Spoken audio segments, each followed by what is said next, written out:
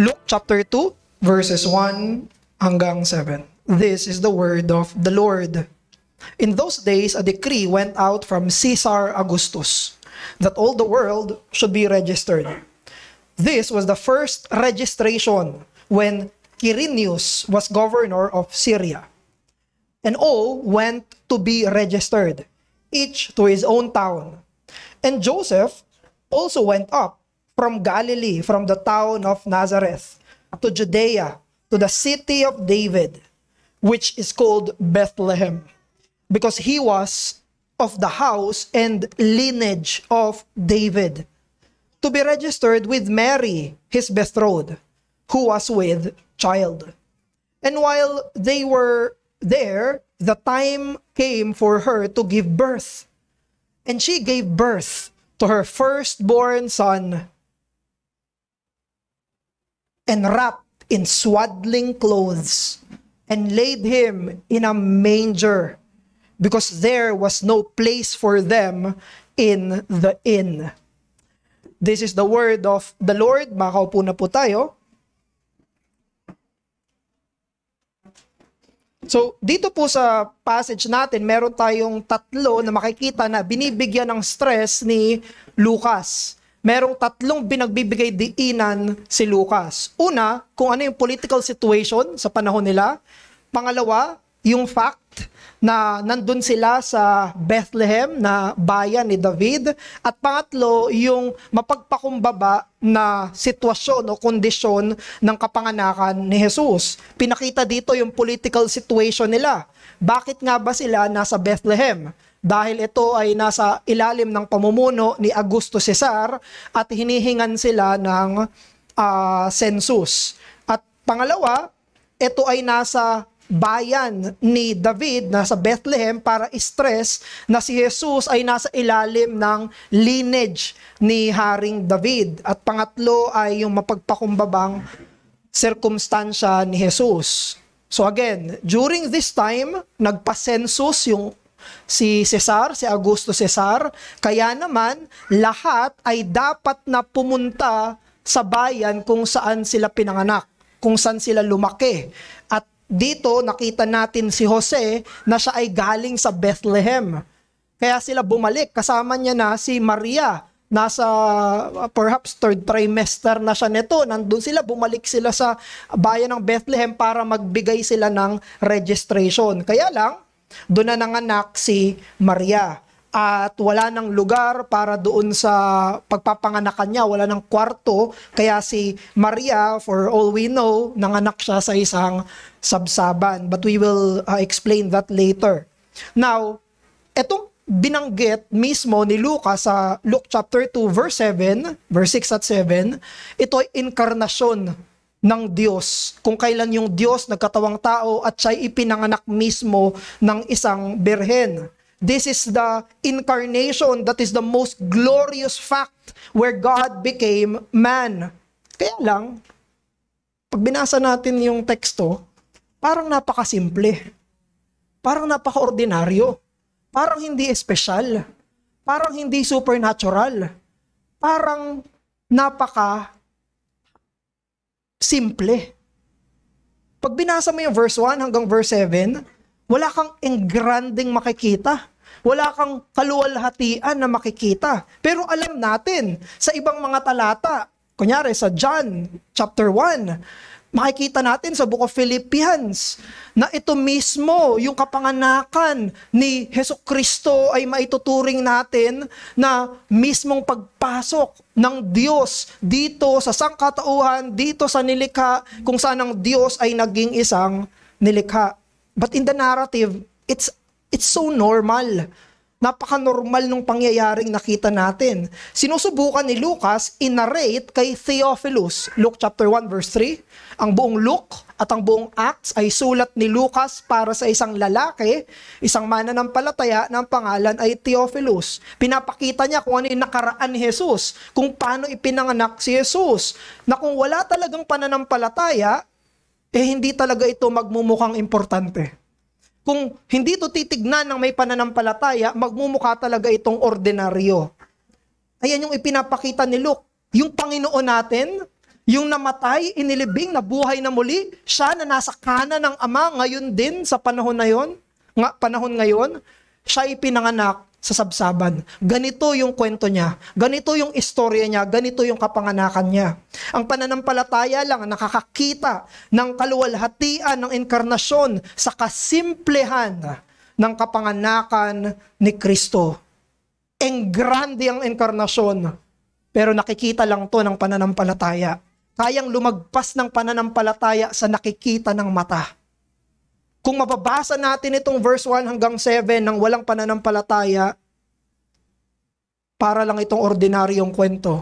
This is hidden from those who have eyes but cannot see, those who have ears but cannot hear. But those who have faith, they can look past the ordinariness and the simplicity of Christ's birth. Ang karnal na mga mata, ang nakikita lang nila, nag-decree si Cesar. May makapangyarihang tao na nag-decree, napasunod niya lahat, napabalik sa sarili nilang bayan.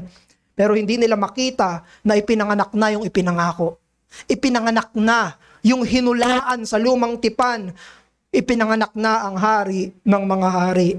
Sabi nga ni Kent Hughes sa commentary niya dito sa Luke, sabi niya, the baby Mary carried was not a Caesar, a man who would become a God.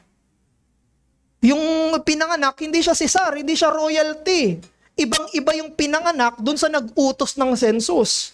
Kasi ang Caesar, yan ay pinuno na nagpapanggap na Diyos. Gusto nilang ipakita sa madla na sila ay makapangyarihan.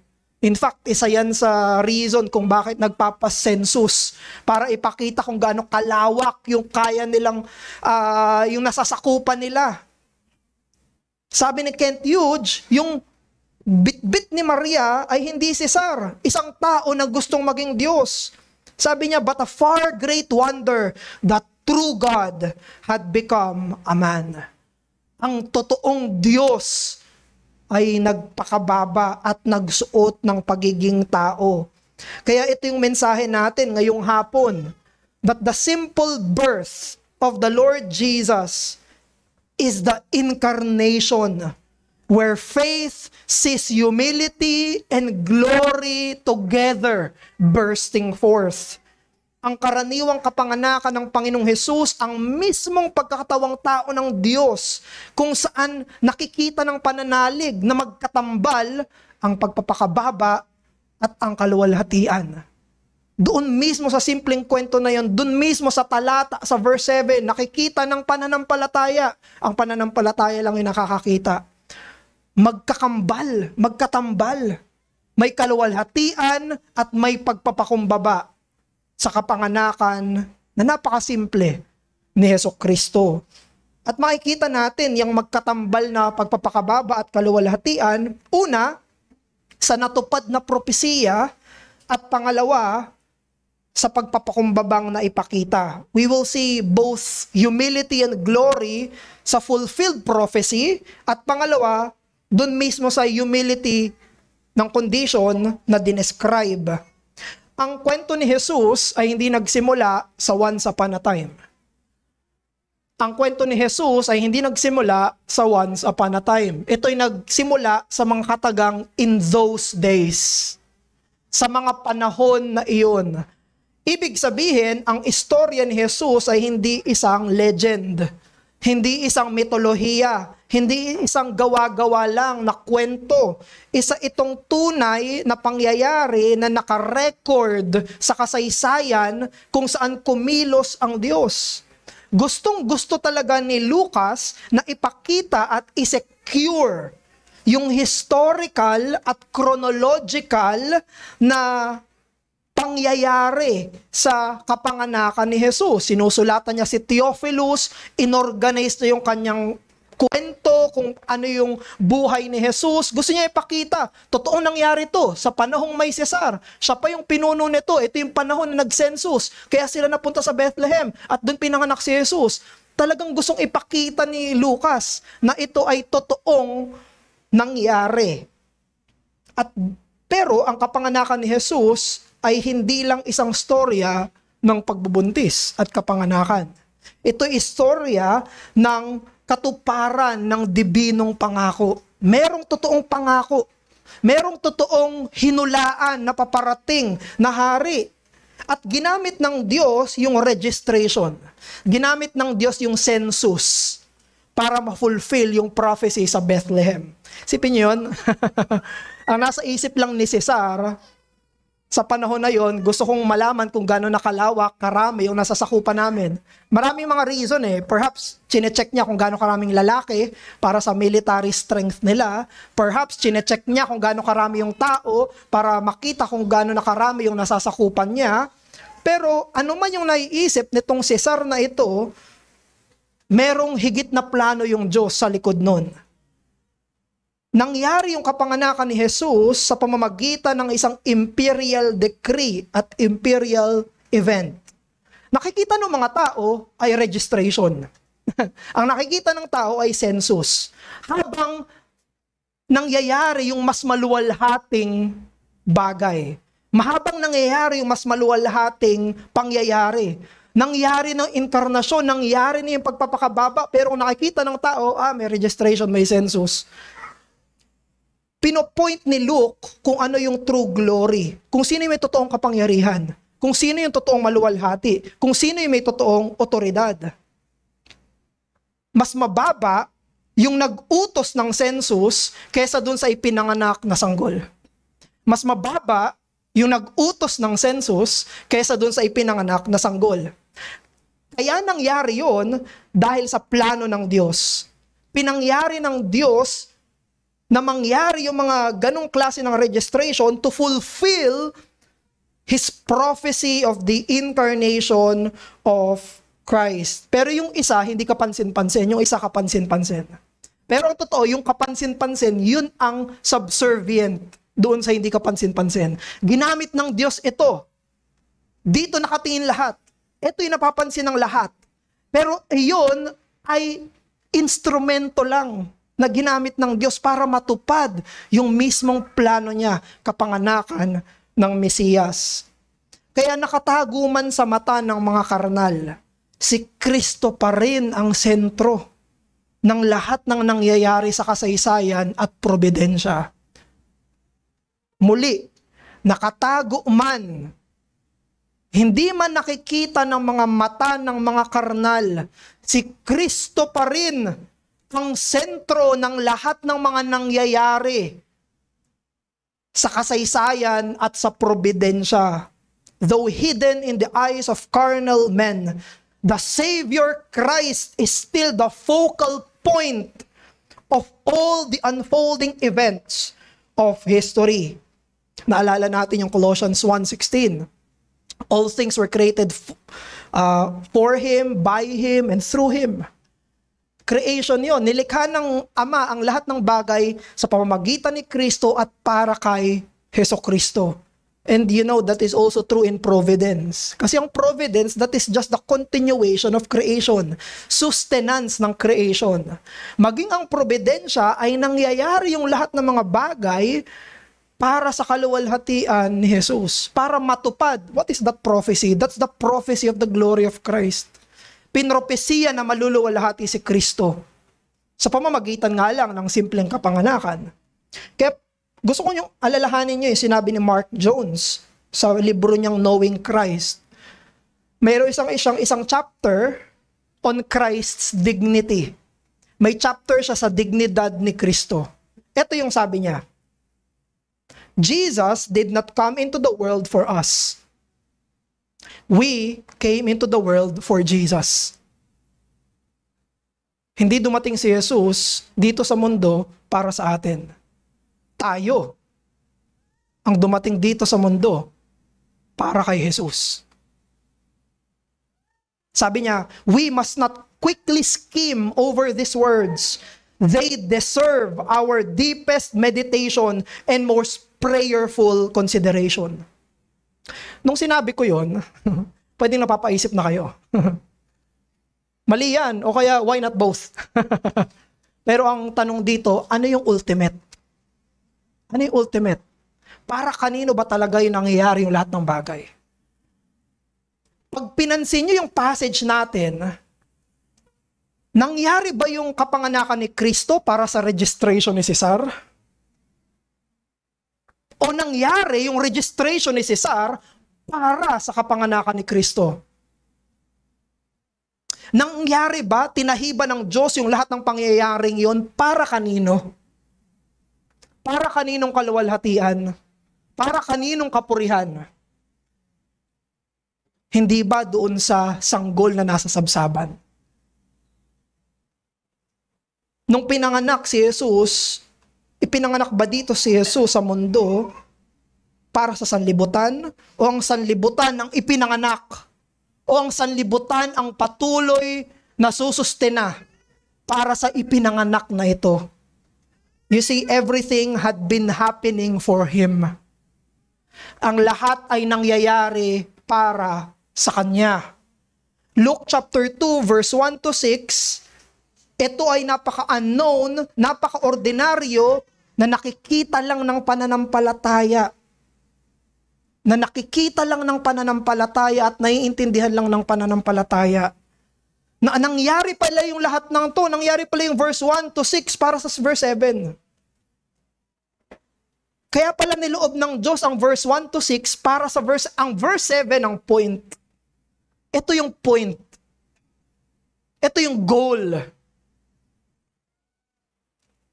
Sinabi ni Jesus mismo sa John chapter 3, nung kausap niya si Nicodemus, unless one is born again, he cannot see the kingdom of God.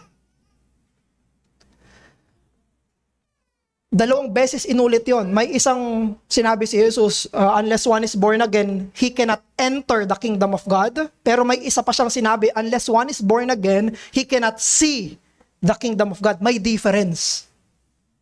Yung isang binanggit ni Jesus, kung hindi ka ipapanganak na muli, hindi mo makikita yung kaharian ng Diyos ngayon din. Kapag ipinanganak ka ng muli, doon mo makikita, nagahari na pala si Jesus. Ito pala yung realidad. Pero kung ikaw ay bulag, kung hindi ka pa ipinanganak na muli, hanggang kay Cesar lang yung nakikita mo. Hanggang sa mga nakikita ng hindi mananampalataya, yun lang ang nakikita mo. Pero ang may mata ng pananampalataya, silang ipinanganak na muli sa Espiritu, lumalagpas na yung tingin nila, nakikita nila yung totoo. At ano yung totoo? Na ngayon din ay naghahari si Jesus. Hindi na siya sanggol. Siya'y naluwalhati na. Bumangon na siya mula sa mga patay. Siya'y nasa kanan na ng Diyos ang mga makapangyarihan sa lahat. At ang nakikita ng may pananampalataya, siya'y naghahari na ngayon. Siyang ipinanganak sa Luke chapter 2 verse 7. Ito yung gustong ipakita ni Lucas kay Theophilus.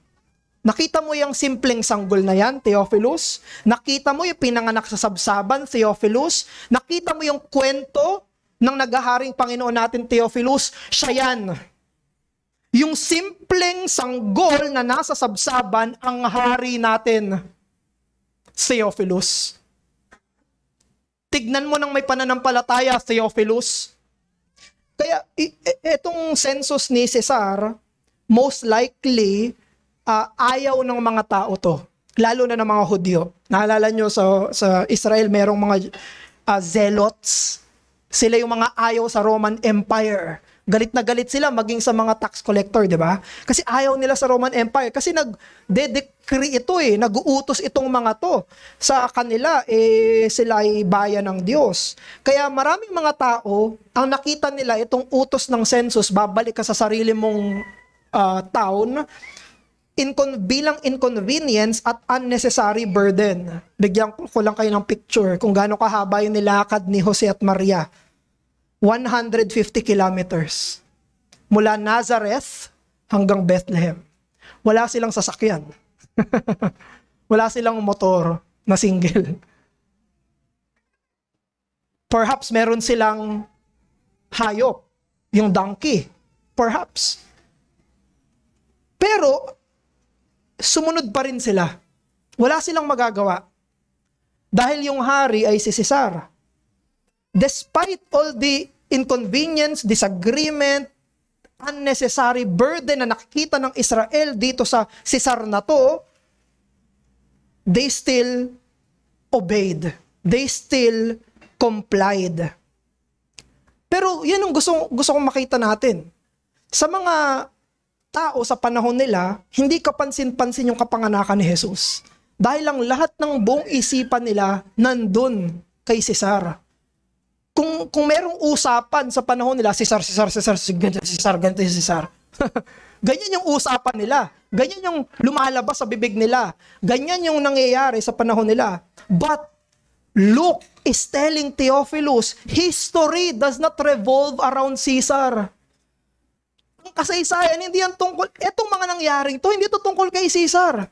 Tungkol ito dun sa ipinanganak sa sabsaban na hindi nakikita ng marami. Yung hindi pinag-uusapan, yun yung totoong realidad. Para talaga sa kanya ito. Even today, halos lahat ng nangyayari sa lipunan natin, alalahanin natin, hindi yan umiikot kay Bongbong at kay Sara Duterte. Ang kasaysayan ay hindi umiikot kay Donald Trump.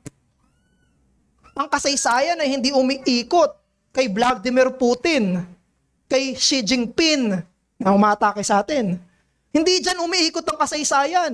Hindi sila ang bida ng istorya. Hindi kaluwalhatian nila ang punto ng lahat ng to. Kung hindi dun sa hindi napapansin ng mga walang pananampalataya kay Hesukristo na siyang nasa kanan ng Ama ngayon at naghahari. Sipin nyo, nasa kaluwalhatian na si Jesus, hindi pa rin pinapansin. Pero yun ang katotohanan. Hindi to tungkol sa mga Cesar. Tungkol to kay Hesukristo na naluwalhati na. That's why for us Christians, we should make sure that we see Christ, the gospel and salvation in every moment of history and act of providence. Bilang Kristiyano, kailangan nakikita natin ay si Jesus. Yung ebanghelyo niya, yung kaligtasan niya, saang mang parte ng kasaysayan. Ano mang pangyayari sa probidensya. Nakikita natin, may higit sa away ng presidente at vice-presidente. Mayroong higit doon na hindi yun yung usap-usapan. Naging usap-usapan ba sa social media si Jesus? Paghahari niya? Ebanghelyo niya? Yun ba yung naging usap-usapan? Hindi napapansin niya ng walang pananampalataya. Sino lang nakakapansin? Yung katulad ni Lucas, na sinasabi niya kay Teofilo. Teofilo, ito yung punto, Teofilo. At ganun din yung sinasabi sa atin, Kristiyano. Iglesia, simbahan. Tignan mo. Si Kristo yung punto ng lahat ng to. Mula sa personal na mga karanasan, sa mga lokal at pangbarangay na pangyayari, hanggang sa pangbansang mga pangyayari, hanggang sa global na mga events, mula sa ordinaryong Martes hanggang sa mga espesyal na okasyon, lahat ng yan ay tinahi ng Diyos para sa kaluwalhatian ng tupa ng Diyos.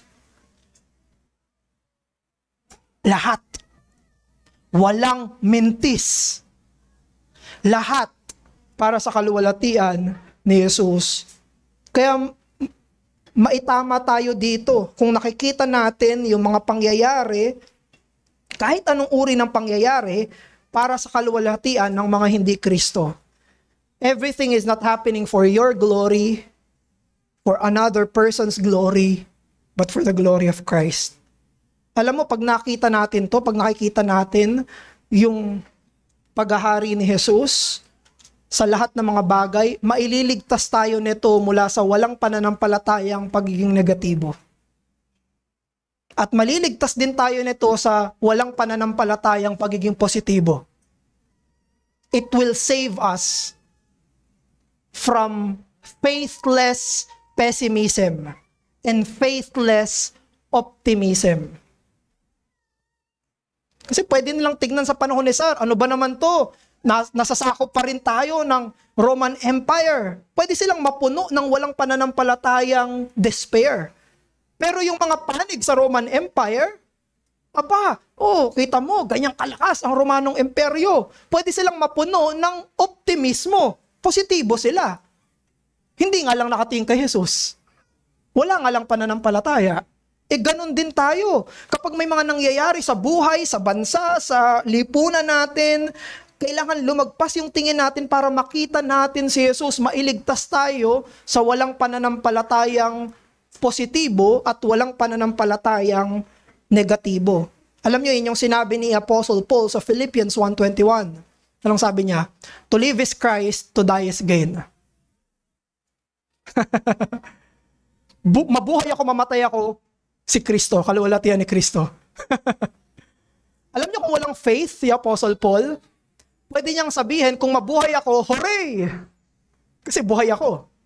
Kung mamatay ako, nakakalungkot kasi mamatay ako. Pwedeng mangyari, no? Kung walang faith si Paul, pwede siyang maging faithless optimist. Kasi buhay siya eh.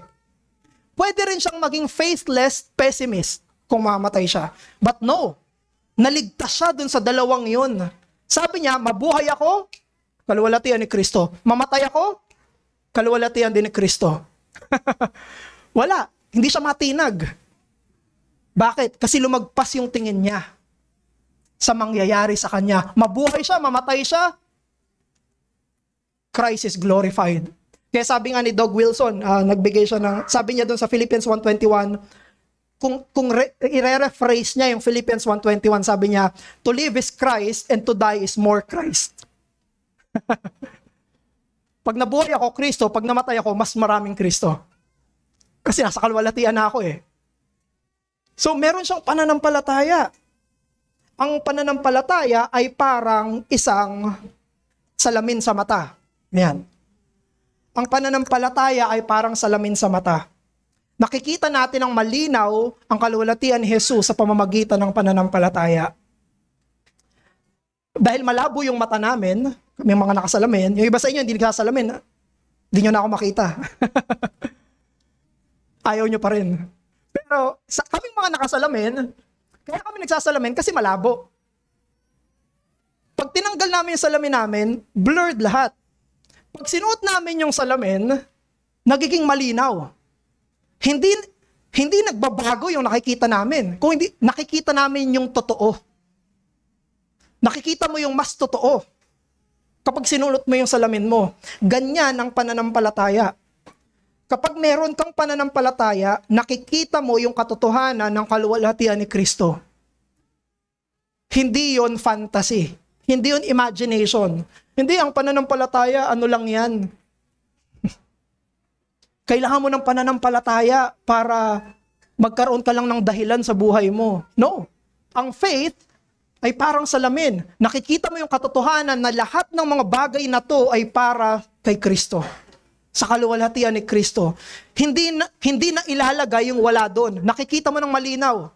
Sila na walang pananampalataya, ang sabi ng scripture, bulag. Bulag. Hindi lang malabo, bulag. They cannot see Jesus. Kaya sa ating mga mananampalataya, ang presupposition natin ay ang lahat ng mga bagay, mabuti man o masama, they are meant for the glory of Christ. Bawat panahon ay takdang panahon para sa kaluwalhatian ni Jesus na Panginoon. Ang lahat ng panahon ay takdang panahon para sa kaluwalhatian ni Jesus na Panginoon. At kapag nakikita mo si Jesus na naitataas, na itatanghal, gusto mo ba yon?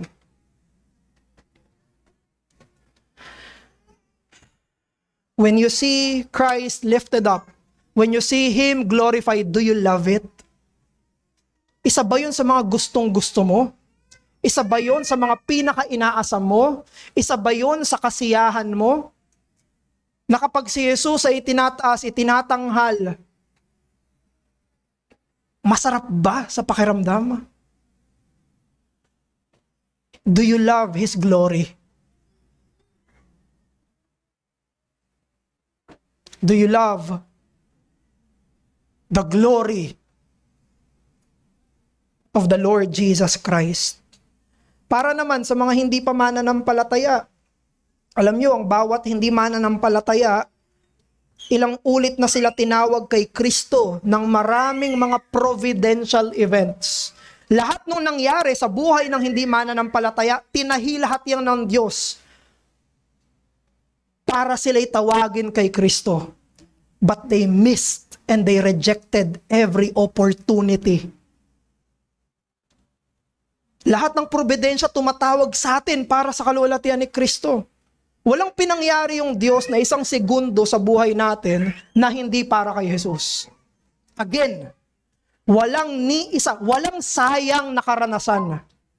Walang tapon na karanasan. Lahat yun, binigay ng Diyos para si Jesus ay mapapurihan. At ang mga hindi mananampalataya, sila ay tinatawag palagi. Pero nagmimintis. At kung hindi ka pa mananampalataya sa panahon ngayon mismo, ito mismo ay okasyon na tinahi ng Diyos para tawagin ka doon sa ipinanganak sa sabsaban. Sa Kanya na pinagbuntis ng Birhen, sa Kanya na ng Diyos na nagkatawang tao. Sana ay hindi mo mamintis ang pagkakataon na to. Pangalawa, it's humility described. Tinignan natin yung 1-6. Ngayon, tingnan natin ang 7, verse 7. Hindi naman pinoportray ni Lucas na sobrang hirap ni Jesus. Hindi nang gusto i-portray ni Lucas. At hindi rin pinoportray ni Lucas na napakasama nung mga may-ari ng inn. Yung inn ay parang hotel. Para siyang hotel sa panahon natin. Hindi niya sinasabi na napakasama nitong mga to, hindi binigyan ng matutuluyan si Maria at Jose. Hindi rin sinabi napakahirap nila kaya wala silang sabsaban lang. No. Alalahanin natin, ang dahilan kung bakit sila nasa sabsaban ay dahil wala ng lugar. Hindi sinabi na wala silang pambayad. May pambayad si Jose. Meron siyang pera. Kaya niyang magbayad. Yun nga lang, wala na. Wala nang lugar. Punong-puno na. Bakit? Pinag-census ba naman Lahat nag-uwian. At ganun din, yung manger, ibig sabihin, ito yung kainan ng mga hayop, yan ay ideal bilang crib para doon sa bagong panganak. At alam niyo ba, yung sabsaban, nasa loob yan ng bahay. Hindi yan nasa labas ng bahay. Ang mga bahay sa panahon nila sa Bethlehem ay may 3 sections. Merong para sa mga hayop, kasi sila ay naglalakbay, doon nilalagay yung mga hayop, pero nasa loob ng bahay yon. At ang isang section ay yung sala para sa general guest room at merong kwarto. Kaya sinabi ng text natin, puno na yung kwarto, puno na yung guest room. Wala na silang mapwestuhan, nandun sila sa isang parte na hindi kaaya-aya, kasi para talaga sa mga hayop yun, pero nasa loob yan ng bahay. Ang ini-establish dito ni Lucas ay merong karapatan yung Mesiyas. Bilang ipinangakong anak ni David na hari, he deserved better than this. Mas mataas dito yung karapatan ni Jesus. Pero niloob ng Diyos na ipinanganak ang kaniyang nag-iisang anak sa napaka-ordinaryo at mababang sirkumstansya. Yung kapanganakan ni Jesus, totoo, hindi siya normal na shelter na ine-enjoy ng iba. Pero hindi rin ito pinapakita na siya ay nasa sobrang wala nang mapagpanganakan. This is consistent sa sinasabi ni Luke sa realistic presentation niya kay Jesus. Na totoong tao siya, totoong servanthood yung meron siya. Ipinanganak pa lang siya, gano'n na kababa. So ang gusto ipakita dito yung kasimplehan ng kapanganakan ni Jesus. Doon sa kasimplehan ng kapanganakan ni Jesus, hinahayag yung pagpapakumbaba ng Diyos. Sipin mo, bugtong niyang anak, pinakamamahal niyang anak, tas niloob niya ipanganak sa sabsaban. Ipanganak sa sabsaban. The simplicity of Christ's birth, it reveals the humility of the incarnation. Kung ang life goal ni Jesus ay maging quote-unquote successful o mayaman sa kanyang earthly life, dapat siyang sundin ng lahat ng Kristiyano. Kung ang life goal ni Jesus sa buhay niya dito sa mundo ay maging quote-unquote successful, quote-unquote mayaman, dapat siyang sundin ng lahat ng Kristiyano. Siya ang Panginoon natin. Pero anong nakita natin sa talata? Anong nakita natin at nabasa natin sa bagong tipan? Ang ginawa ni Jesus ay ibaba ang sarili niya at hayaan niya na ang Ama ang magtaas sa kanya sa tamang pagkakataon, sa tamang panahon. At yung tamang panahon ay sa resurrection niya. That's why, brethren, ang buhay natin dito sa lupa bilang Kristiyano, this is not our exaltation. Brethren, again, in this life, this is not our exaltation. In our life on earth, this is our humiliation. Ang life goal ng mga Kristiyano ay yung sabsaban ni Jesus. Ang maging mas magpakumbaba sa puso, sa ugali, at maging sa lifestyle. Ang goal ng Kristiyano ay ang sabsaban ni Jesus. Ang maging mapagkumbaba sa ugali, sa puso, at maging sa uri ng pamumuhay. Isipin natin ang Diyos. Wala nang mas tataas pa sa Diyos. Siya yung pinakamataas. Pag may inisip ko yung pinakamataas, mas mataas pa siya doon. Higit pa siya doon. Walang hanggan ang kataasan ng Diyos. At kung siya'y ipapanganak, kung siya'y mag-a-assume ng humanity, hindi ba mas karapat dapat siya ng best kind of birth? Hindi ba yung pinaka-marangya, pinaka-royal, pinaka-majestic na uri ng kapanganakan ang karapat dapat sa Diyos? Pero ano nabasa natin sa verse 7? Pinanganak sa sabsaban. At alam nyo, yung kapanganakan niya, simula pa lang yan ng pagpapakababa niya. Hindi pa yan. Pababasa natin sa Philippians chapter 2. Ipinanganak siya at namuhay siya bilang alipin at namatay siya sa pinakamababa. Yung incarnation niya, hindi pa yun yung pinakamababa. Simula pa lang yan ang pagpapakababa niya. Pababa yung buhay ni Jesus. Sa usapin, kung titignan mo siya, sa mata lang ng ordinaryong mga mata. But our Lord was content to be born in a lowly manger and lived in an ordinary family and lived a servant's life and died a criminal's death. Philippians chapter 2. Kaya alam nyo, ang punto ng inkarnasyon ni Jesus, para maligtas sila ng mga mapagmataas. Para sila ng mga mapagmataas ay magpakababa rin. Para sila ng mga mapagmataas ay magkaroon ng kaligtasan. This is the humble God who saves self-exalting sinners who repents. Hindi ba maluwalhati iyon? Hindi ba maluwalhati iyon? Ang kaligtasan ay hindi para sa mga nagmamataas. Pero ang kaligtasan ay para sa nagmamataas na nagpapakumbaba para aminin ang kanilang sariling kasalanan at tanggapin ang tunay na kaligtasan na nagmumula lang kay Hesukristo. Kaya ang ebanghelyo ay para sa iyo at para sa akin. Ang kaligtasan ay para sa lahat dahil lahat tayo ay nagmamataas. Lahat tayo ay pinipilit na iangat yung mga sarili natin. Pero merong Diyos na binaba yung sarili niya at binaba yung sarili niya at binaba yung sarili niya hanggang sa kamatayan.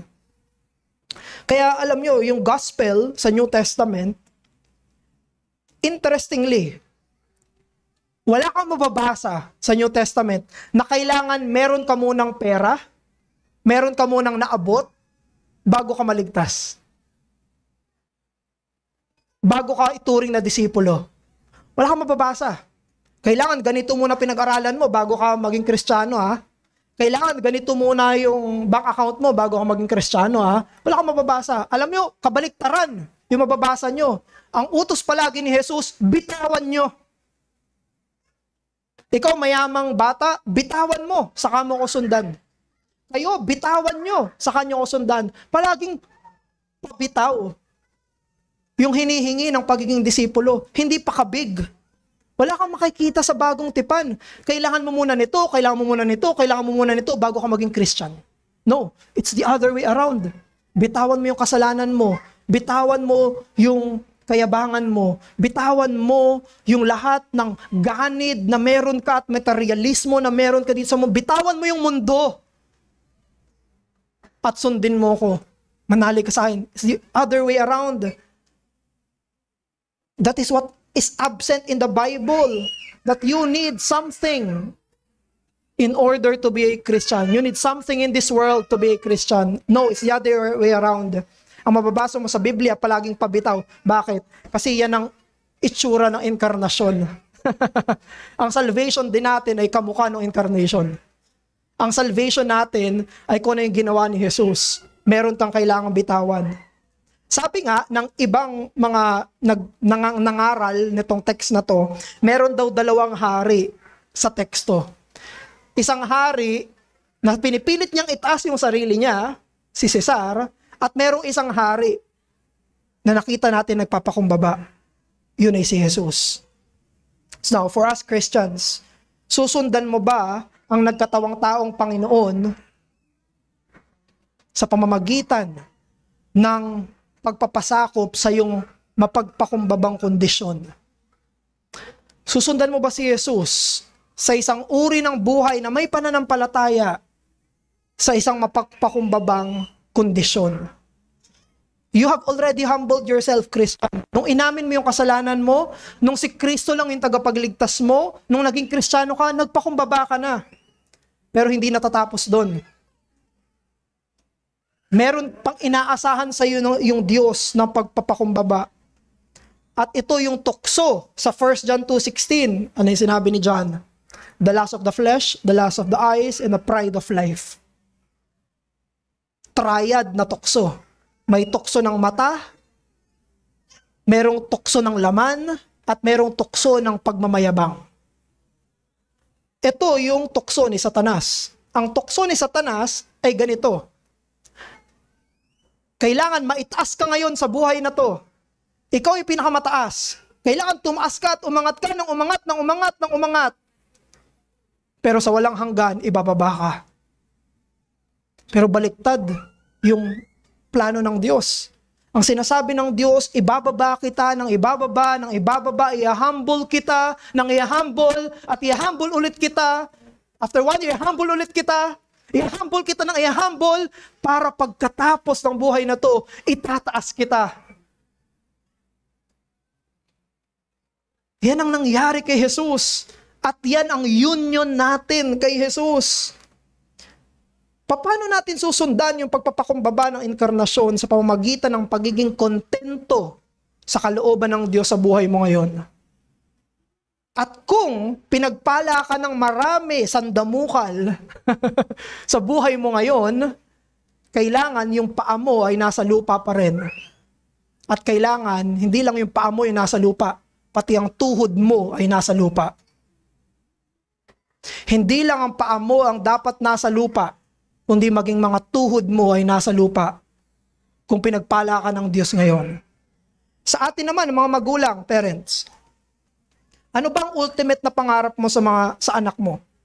Material success o humble faith in Christ?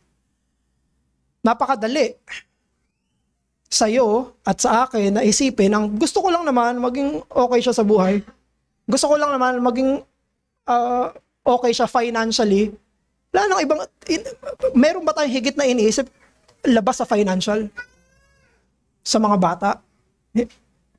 Hindi ba may higit na pagpapakumbaba na dapat tayong pangarapin sa kanila?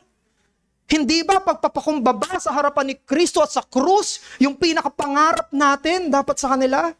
Yun yung sinabi ni Matthew Henry. Ganon din sa atin corporately as a church. Kapag tayo nag-gather bilang isang church, hindi tayo dapat respecter of persons, sabi sa James 2. Wala tayong tingin-tingin. Sino dito yung mas walang pera? Sino dito yung mataas yung sahod? Walang ganun dapat pag nag-gather yung church. Hindi dapat tinitignan sa economic level o condition kapag nagtitipon yung iglesia. Dahil lahat tayo dito ay dapat nagpapakumbaba sa harapan ng Diyos na sinasamba natin. Alam nyo ba, nung 18th to 19th century, meron silang tinatawag na pew renting system. Nirerentahan nila yung upuan sa church. At ang nagrerenta, of course, ay mga mayayamang pamilya. Nagbabayad sila yearly para meron silang pwesto sa church na alam ng lahat na, yung pwestong yun, may bayad. May kaya yan. Kaya pagpasok nila sa church, ang nakikita nila ay taas o baba ng klase ng pamumuhay. At alam niyo yung madalas nirerentahan sa unahan. Nagrenta ba kayo? Dito mukhang wala eh. Palagi ayaw eh. Walang nagbayad. Pero ganun yung nangyari sa panahon nila. Mapa-Anglican, Congregationalist, Methodist, maging Baptist. Sa panahon nila ay may ganun silang kalakaran. At nangyari din yan sa church nila Charles Spurgeon. Pero nung naging pastor si Charles Spurgeon, sinabi niya, there must be no reserved seats in the house of God. Hindi tayo pumunta dito para magyabangan ng tinapos natin. Para magyabangan ng sarili nating pananalapi. Magyabangan kung sino ang mas mataas o mas mababa. Nandito tayo para sambahin ang nag-iisang Diyos na mataas na siyang nagpakumbaba. You see, hindi dapat mangyari yun. Bakit? Dahil lahat tayo ay tinubos ni Jesus. Pantay-pantay tayong mabababa sa kasalanan. Lahat tayo bilang Kristiyano, hindi natin tinitignan yung isa't isa.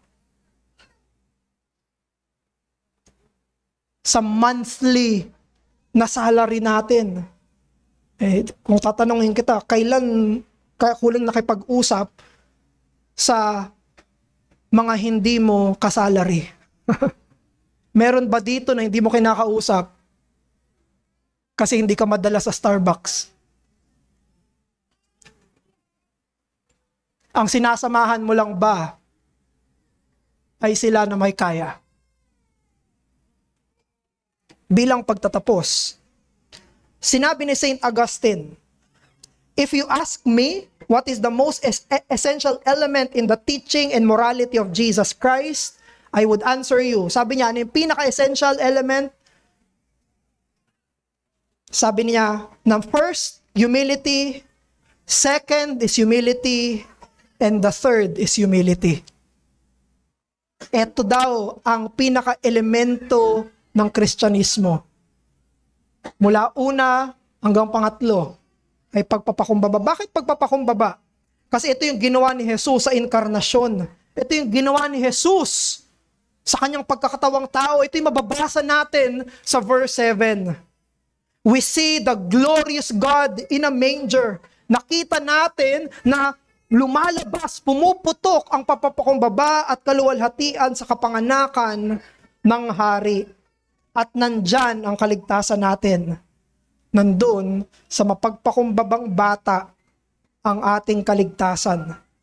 At ang dapat nating tugon ay mapagpakumbabang pananampalataya. Manalangin tayo, aming Diyos, pinupuri ka po namin at pinasasalamatan ngayong hapon na to.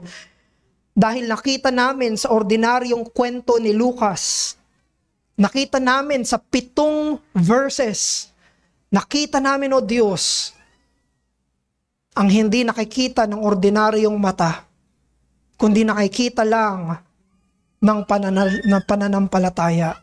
Hinihiling namin, Panginoon, ang inyong paggabay sa amin, ang inyong pagbubukas ng mata sa amin, ang inyong makapangyarihang pagkilos ng biyaya. Dahil kung wala, aming Ama, kami mananatili sa kabulagan. Magligtas kayo, Diyos. Magligtas kayo, Diyos, ngayong hapon. Sa pangalan ng mapagpakumbabang Jesus. Amen.